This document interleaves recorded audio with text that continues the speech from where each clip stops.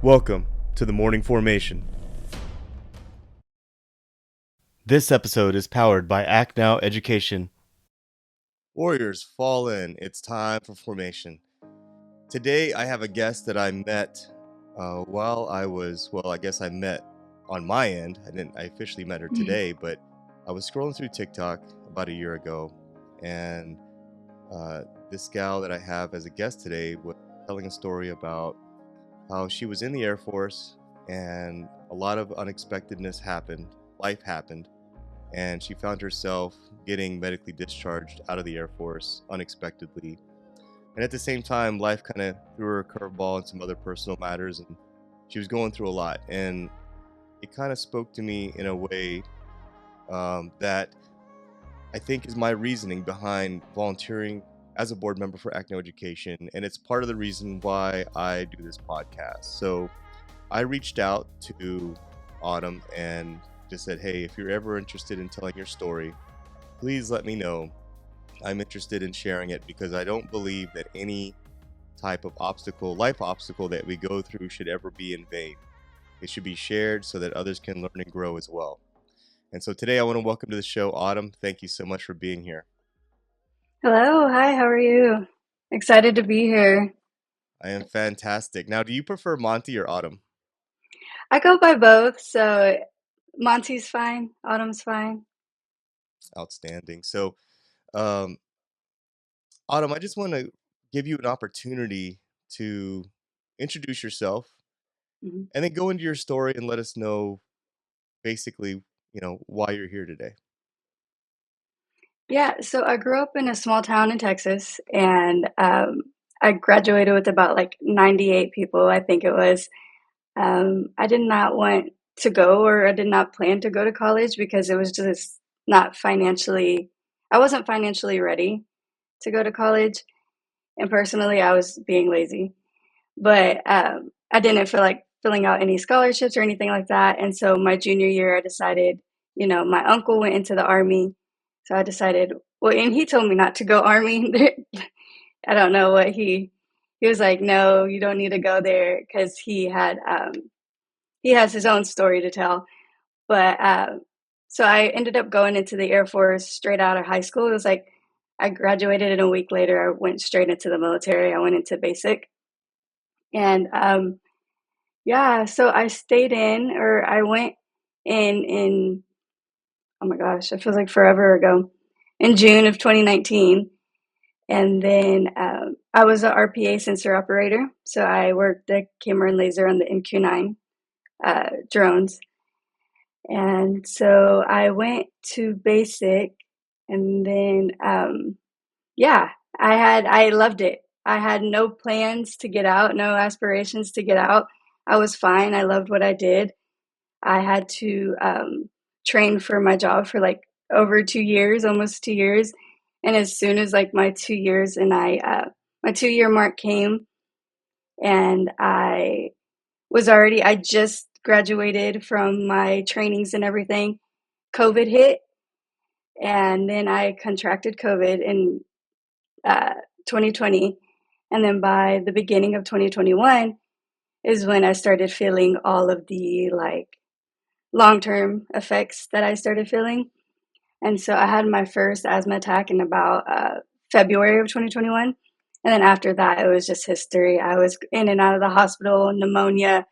I was hospitalized, intubated, and sedated all in 2021. And so the Air Force decided to medically retire me. And so I got out in February of 2022. So that whole year, I was in and out of the hospital of 2021. And then, yeah, I had no plans.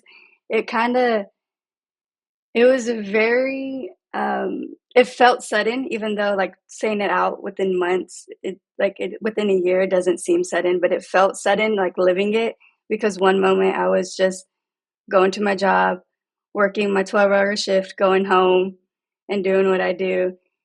And then all of a sudden is when I got the first asthma attack. And after that, it was just one after another after another. And yeah, I got out February 2022. And now it's been, oh my gosh, 2 years. And in my life, like transitioning from the civilian world, even though I was in for 3 years, but especially when you're not prepared and you come out of it like that, it kind of like it's a culture shock. Like I wasn't prepared. I lived in South Carolina when I got out of the Air Force, and then I came back to Texas with my family. And so it was just everything hit me. I also was going through a divorce as I was getting out of like transitioning out of the Air Force, and it was just life happened, and so I had to come back to Texas, and then yeah, just try to transition. Thankfully, I'm so thankful for my parents. If it wasn't for them, I don't know what would happen because I was essentially I wasn't going to be making enough money to pay like a living, like have a living for myself, and I wasn't in the obviously like physical aspect to get a job and get like myself back together. So thankfully, I do have the most greatest family ever that they let me, come back home, not have a job, get healthy. That was their main concern. I had to get healthy. Thankfully, the Texas doctors knew better than the South Carolina doctors, and then I got myself back on my feet. Not by myself, I had my family and friends support.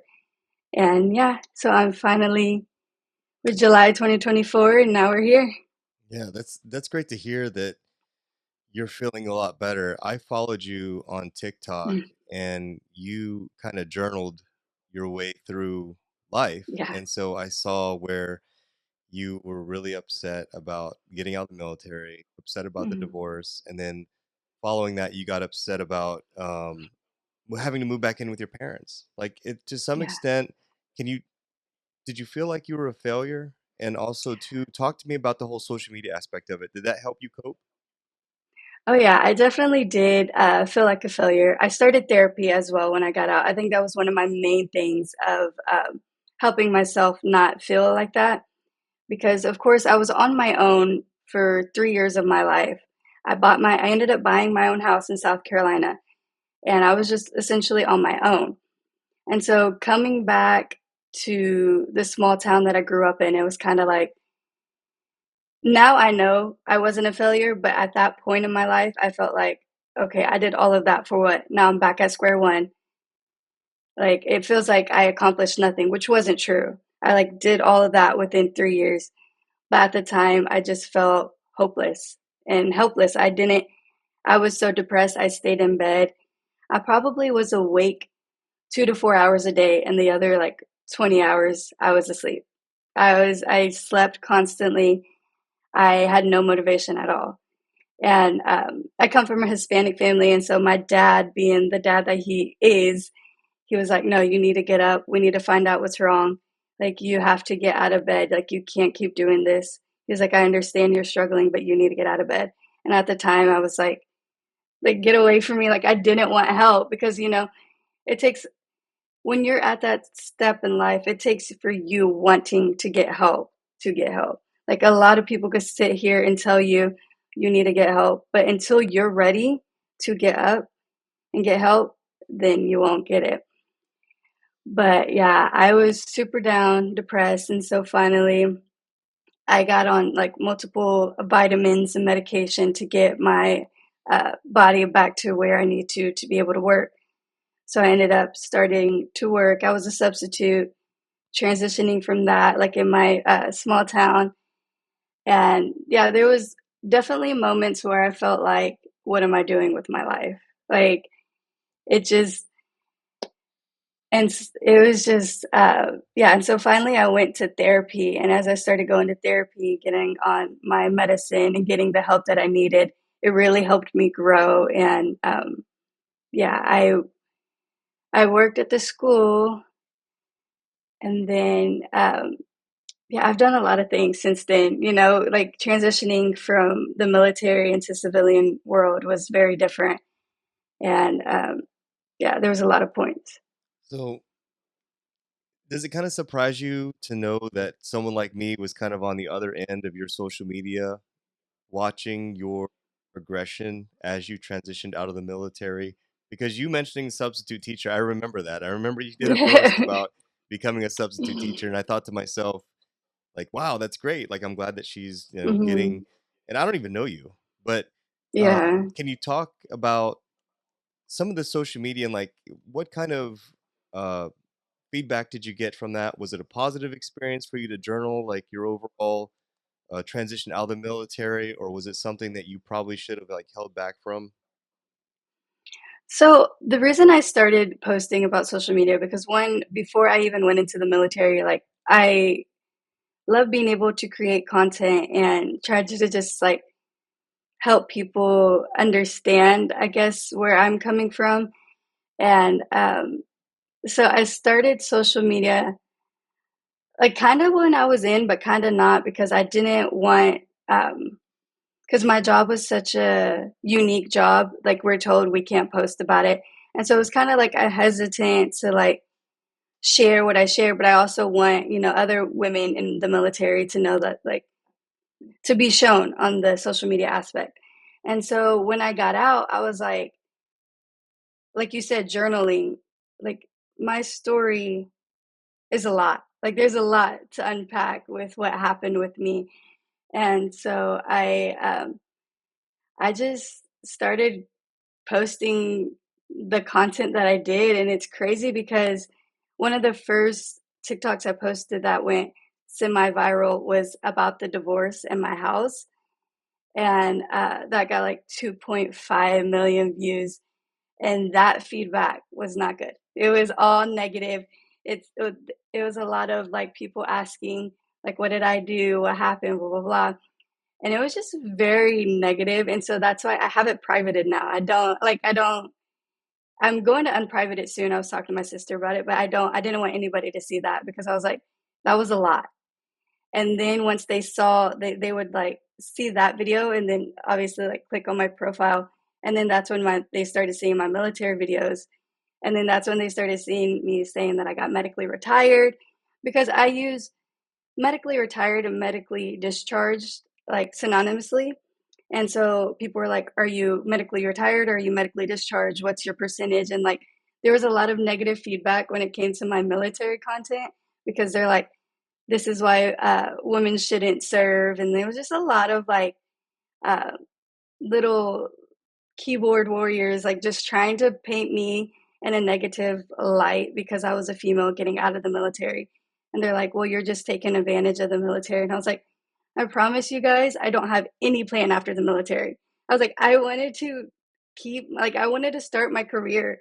Like, I had no aspirations to go into college. I wanted to stay in. It was just what I wanted to do. I was like, I promise you, if it was my health over, like, they would say stealing benefits from the military, I would choose my health all the time. Like, I, people ask me all the time, like, would you rather have stayed in? I'm like, yes, I would rather stay in healthy doing what I was doing other than having to get out. And then I was very unhealthy. And so yeah, when I had posted that on social media, I got a lot of negative feedback, but there was also a lot of positive ones of people saying, "Can you speak on this more? I'm going through the same thing. I'm going through the the medical examination board. Can you please explain like how you filled out certain paperwork and like your process on that?" And then I really felt like I wasn't in a position to talk about it because I was going through it, so I was just as confused as everybody else. But what happened was I did all my research, and I made a few videos for people. But and then grief happened. We had a loss of a family member, and so I stopped posting, and just everything happened all over again, and I was just very down. But I am going to start posting more. So social media is a big part of my life and my story and that I need to tell. It's a double-edged sword for sure. And Yeah. it wasn't all negative because here you are today on a podcast and Mhm. talking about your story. And I'm in a sense I'm kind of glad, Autumn, that you went through that because I can Mhm. tell you as a veteran that's been out, you say you joined the military, it seems like a lifetime ago. Autumn, I joined the military in 1999. Okay, so that's when I joined, and then I got out in 2007. Um, but as a veteran that's quite a bit ahead of you in years, I can tell you that you are always going to hear the opinions of the 4% that never served in the military, because those 2.5 million people that made comments, there's no way that any large percentage of those people that had opinions knew what the hell they were talking about. Yeah. And that's just the God's truth. And the one thing that I think veterans that get out of the military have to cope with is the opinions of the civilians that don't know really what they're talking about, but they have strong opinions. So I'm kind of Yeah. glad that you went through that in a sense, because now you know that these opinions don't matter. Put yourself out Yeah. there, uh, tell your story, be honest about it. Some to some extent, you got to be vulnerable, because even on this podcast, I can tell you that I've had some negativity as well. Mhm. Um, but at the end of the day, I really don't care what anyone thinks, because when I look at my resume and when I look at many others, there's not much really there in comparison. So good for you for getting back on the horse again and your willingness to put yourself out there. And I simply want to thank you for being on this show, because I wanted you on this show to share your story about the obstacles that you've had to overcome just from your transition out of the military. Now, I wanted to ask you overall, what would be your advice, and what advice do you give to people, young folks, young adults, um, that are considering going into the military and are planning on being lifers? Because for me, as a young officer, I used to always tell young folks to take advantage of the benefits, whether you think you're going to need them or not. Anything that you do for education purposes is an investment in yourself. So, what are your thoughts now that you've gone through all these different things and you are where you are? Yeah, so I had a supervisor who would always tell me, "You need to get into college. You need to, like, start investing in yourself, investing your time." And I would always be like, "No. Like, I wanna stay in here. I'm just gonna cruise and just live my life, not do anything extra, just come here, go to work, go home." And, she's a very big inspiration to mine. Shout out to Megan Rush. Love her. I still keep in contact with her. And she sat me down and was like, "Okay, well, if you're even wanting to stay in here for life, you're gonna need more education because for your, oh my gosh, it's been so long, I forgot what it's even called. But in order to progress into progress in the military, um, and so finally I took a CLEP. It's like the test. I took one CLEP and then I decided, oh my gosh, that was kind of easy. Let me start going even more. But that was it. That's all I did. So my biggest advice is to take the courses, take all the CLEP courses that you can, because I wasn't even sure if I was going to pass, and then I passed. And look at there, I have college credit now. Like I have that credit, but that was the only credit that I had when I got out, and so that was kind of like what I don't really regret, but I wish I would have done. And if somebody is in the position that I was, do the college courses, take all the tests that you can, because you never know what's going to happen. I thought I was going to be in there for life, and then I got out, and then I had nothing, like no college degree to fall back on. I had nothing, and I went back to start one to my to the start. And so that's my biggest concern is take all the college courses for free or the tuition assistance, like take the CLEP courses for free before you get out, because when you get out, you're going to have to find something else to do and you're going to want something to be able to fall back on. And that's really sound, really great advice for folks out there who either are going to join the military or are currently in the military right now. And I am a board member for Act Now Education, and what we do is we're a nonprofit. We're led by the founder and CEO is Jay Salters, who is currently a Navy service member. Everyone on the board is either a spouse or a service member or or a veteran. And the one thing that we do is we offer services, certification services to active duty or folks that are veterans or spouses or dependents. And that's free. Like we go out and we get money, and then we turn around and we pay like project management professional, we pay comp TIA, we pay Scrum Master for these certifications for our military community. So take advantage of those as well. And for those out there listening, CLEP, from my understanding, is an opportunity where a service member can take a test and get and pass and get automatic college credit. Is that right? Yes, yes. And one of the things that I used to always talk about when I was a young officer in the military, I used to say, "Hey, I get it. You're young. You want to go out, have a good time, you know, spend your time at the club or whatever else with all your other barracks buddies. Work hard, play hard," is what I used to always say. Spend at least Friday or Saturday night at the education center getting some type of education. I get it. You want to go out one of the nights and live young and everything, but you got to remember the concept of work hard, play hard. And Autumn, I want to ask you, for parents out there, this might be a difficult question because for parents out there that are sending their young son or daughter to the military, what advice do you have for them? Because the one thing always saw was I would see someone come to the formation on a Monday. They're brand new to the unit. They just got out of the basic training in AIT. And I would say, "Hey, what are your aspirations?" They're like, "Well, I joined because I want to get some college education." I would say, "Great. So go to the education center." I'd follow up with them 2 weeks, 3 weeks, 4 weeks, 5 weeks later, and they still haven't gone. And the challenge is when you're young, you're getting put in barracks with other kids your age. You're getting paid. You're away from anyone that's going to hold you accountable. What advice do you have to parents that are going to send their kids, I would say kids, young adults, to the military and it's their first time away from home?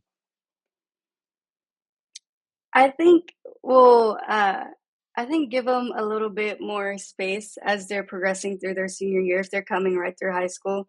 Because, like you said, most people come in straight out of high school, don't know what to do. They do not know what to do, and they go a little bit crazy and start spending money, going everywhere, like every time they get a chance to. Um, I think being able to let them make the mistakes under your watch would be perfect, because then you could sit there and guide them and help them. And so when they go into the military, they have that little bit of freedom without their parent with them.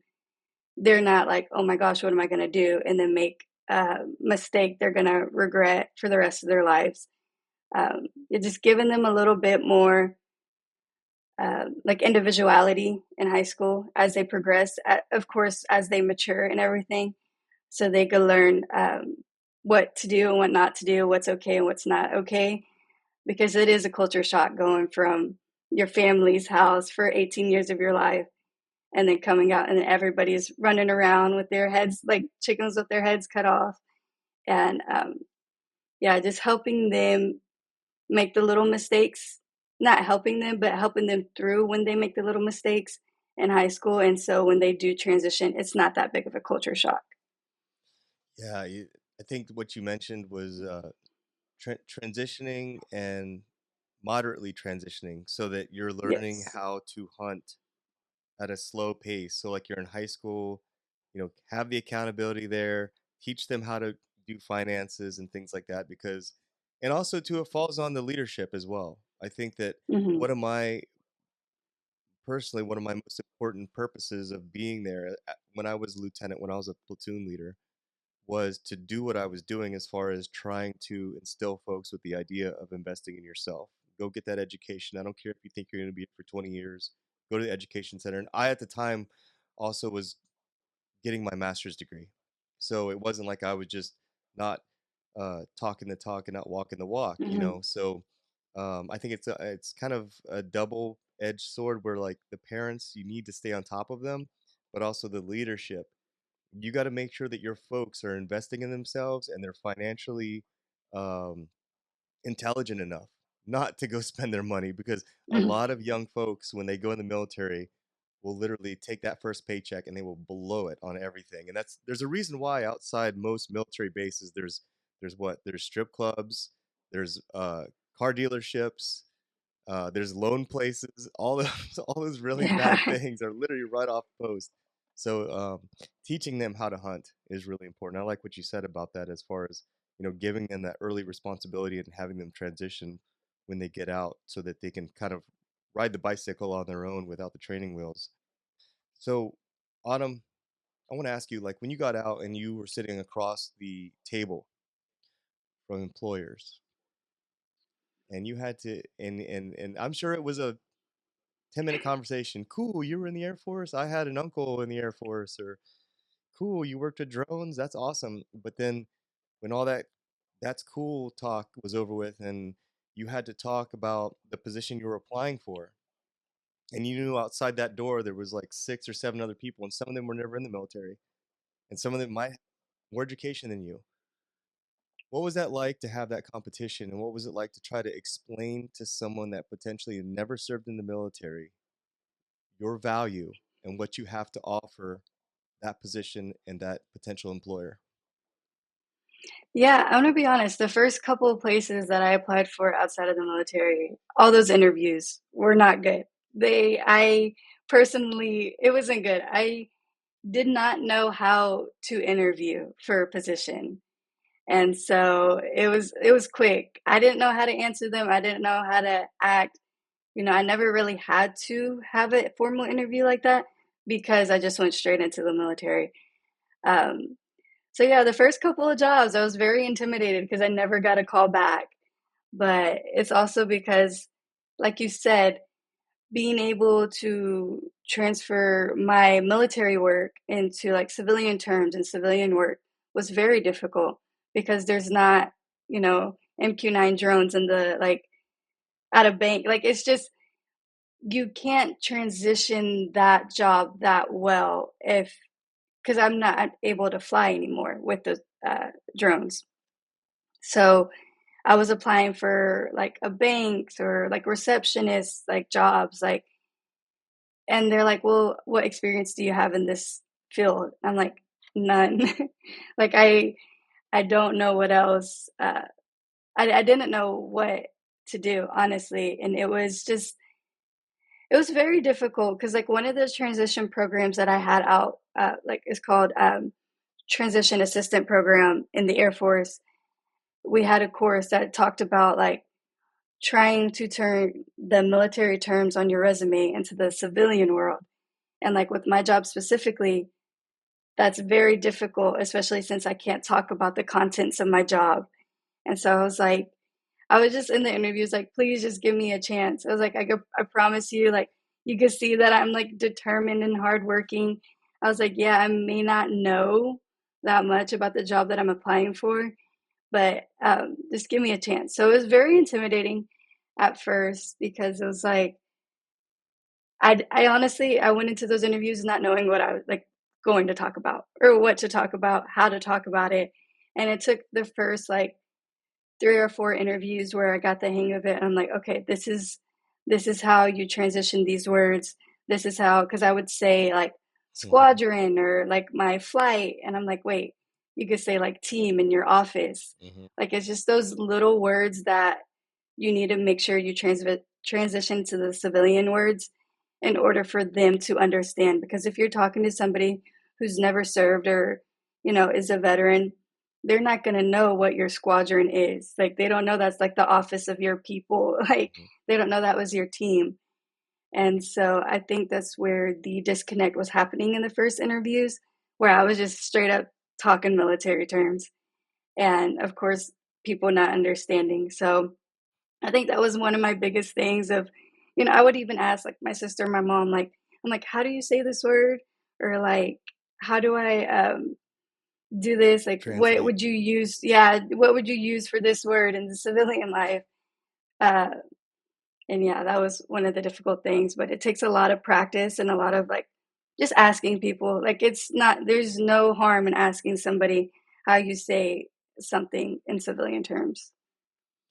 Yeah, no, I feel you on that one. And when I'm sitting here talking about being young and dumb, I include myself in that Hmm. category. I was young and dumb. As a matter of fact, I had a conversation with someone the other day, a good friend of mine from back home, and she said, to be 24 again. And I was like, yeah, I was so naive. And so I can't even believe that I was in Iraq at that time at 24 years old in charge of a platoon. Like, to me, that just sounds scary because I didn't know anything. And so I include myself in that conversation. And one of the reasons why I started this podcast was because I'm trying to reach back to help others that are coming up and have those conversations that I didn't have with anybody. So I include myself when I'm talking about that. And as far as the transition process, Autumn, I was an Army captain with a Bronze Star with combat service in Iraq, and I had a master's degree. And when I transitioned out, I thought, I got this. I don't need any help Mhm. from anybody. I know how to interview. I know how to do my resume. I told TAPS, the on base, the transition people back then, transitioning was not what it is now. It was like you get out and figure it out. Today, you get a little more help. Yeah, I went out and I did the same thing as you. I had interviews that were just horrible, and I walked out. I walked out of those interviews, and I was like, yeah, they're not, they're laughing at me right now, and it was not even easy for me, even with my rank and everything else. It was not easy, and I had to be humbled.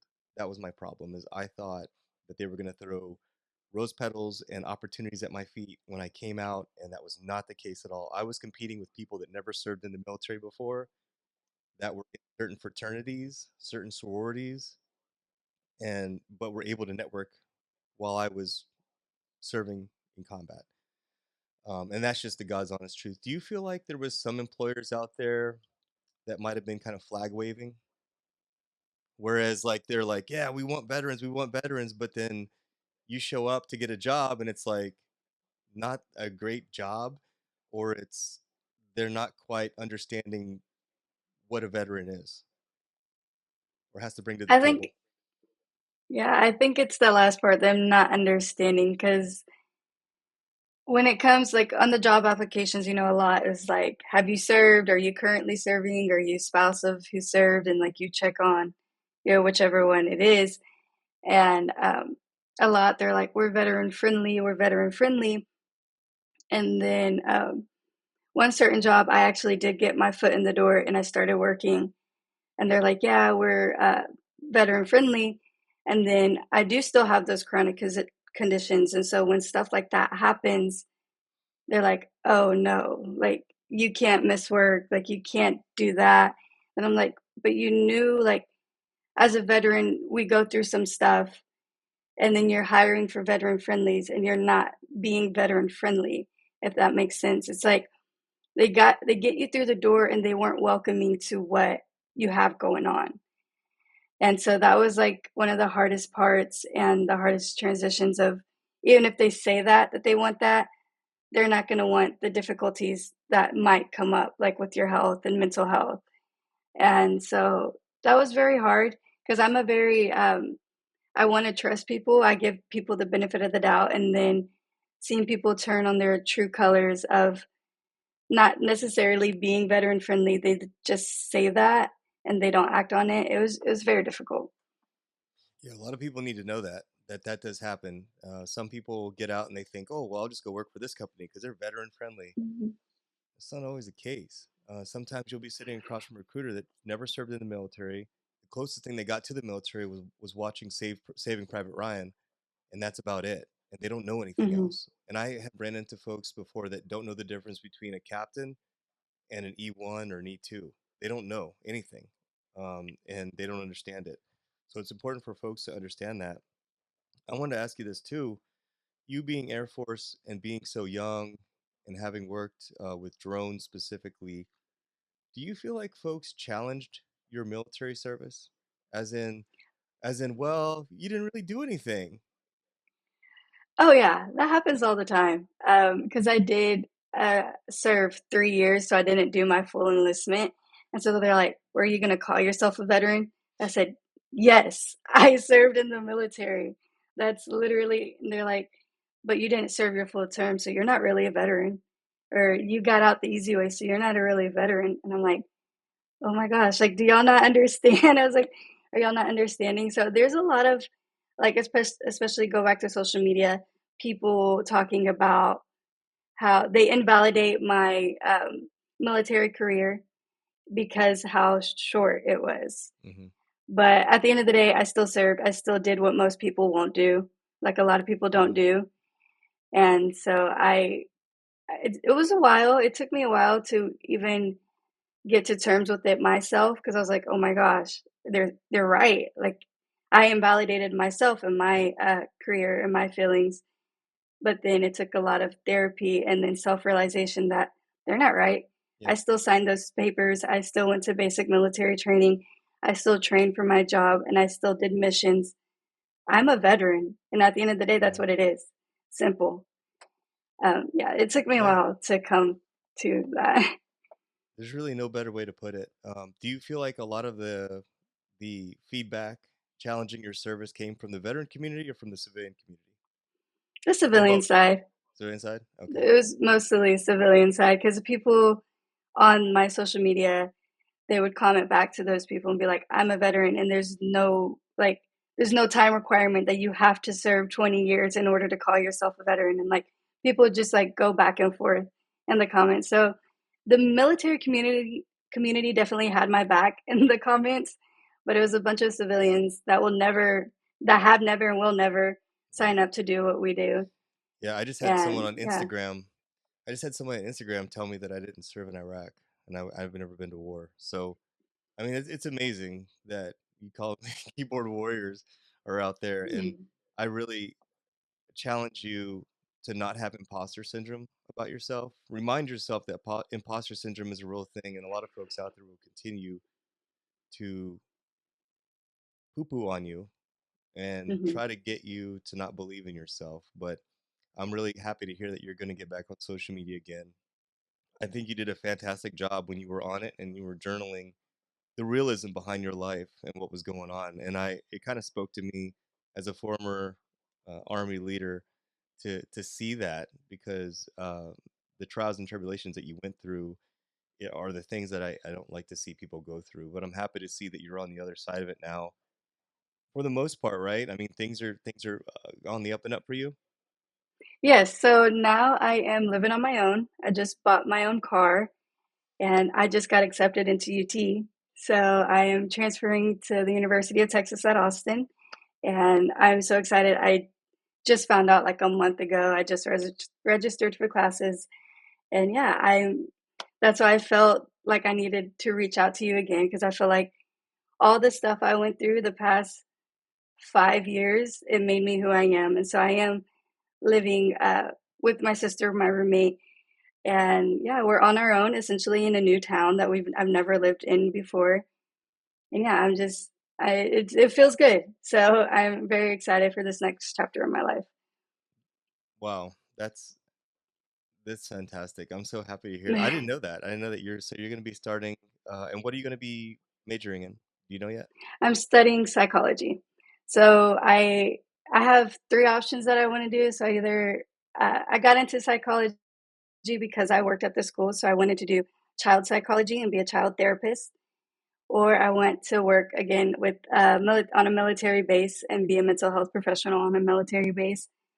Or I want to be a sports psychologist, which all three of them, they have something like I'm so passionate and love. And so I haven't decided which one I want to do yet, but yeah, I am studying psychology.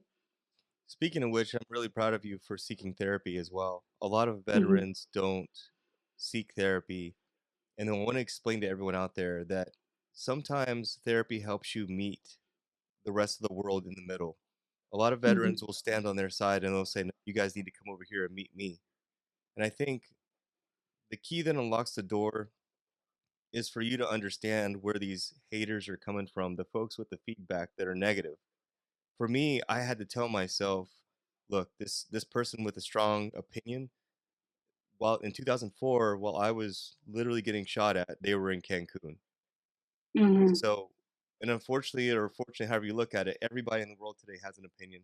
And I think that understanding why that person stands where they stand can help you at the same time process and cope with listening to all the noise. And so I'm really proud of you for going out there and seeking that therapy. A lot of folks don't do that, and they go in the other direction of alcohol, drugs, and things like that. So kudos to you for doing that.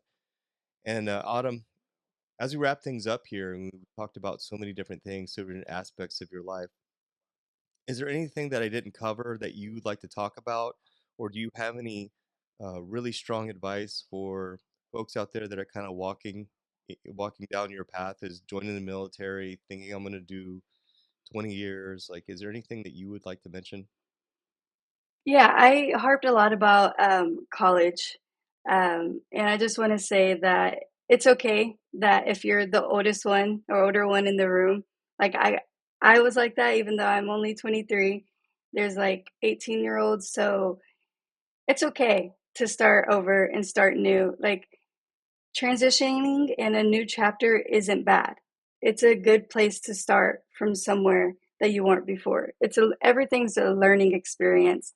Don't take this negative, like if it's a new chapter in your life, if you've been turned around, don't take it in a negative light. You have to see it positively. Like it happens, everything happens for a reason. This is your story, and it's just live out how you want it to live. And yeah. I think that you're certainly an inspiration for that. I hope that all different posts that you made a year or two ago, I hope all those posts stay up because it's kind of serves as an archive um, for where you've been and where you're at now and where you're going to be. I sometimes regret throwing away things uh, because I felt like I was trying to move on. And I'll give you a prime example of that. When I got divorced, my ex-wife had told me that I'll never date him or be with a military person again. And even though we divorced mutually, that kind of struck at me. And so I want to say the days after that, I literally took my Class A's, I took my dress blues, I took my desert uniform, and I threw it in the trash. I literally walked out to the dumpster and threw it away. And now that I am where I am right now, I regret throwing those things away. Mhm. I earned those things. Um, and it took me years of counseling and therapy to finally be where I'm at right now. And your journey's not over with, Autumn. I'm really proud of you for you uh, have gone through everything that you've gone through. I think that the social media can kind of serve as a thing for you as an inspiration over time. So make sure you keep doing it and keep recording your wins and your losses and how many times you get back up and dust yourself off. Mhm. Yeah, I think mental health and therapy was one of my main points in all of this, and always going to be my go-to. I've been in therapy for well over a year now, and it took that long, or not that long, but it took those steps, in order to make me who I am, living on my own, going to UT, have my own car, and just loving where I'm at in life now. So, You already got your sweater on, huh? yes. Texas sweater. That's awesome. I love college football, so Texas is a really tough team. Autumn, I want to thank you for being part of the Morning Formation podcast. I really appreciate you. If anyone out there listening is interested in following your journey, how can they do so? People go follow me at Marvelous Monty on TikTok, and then on Instagram, autumn.monty333 is how they can find me. That's okay. It's awesome. No, and I'll make sure I put that in the show notes as well.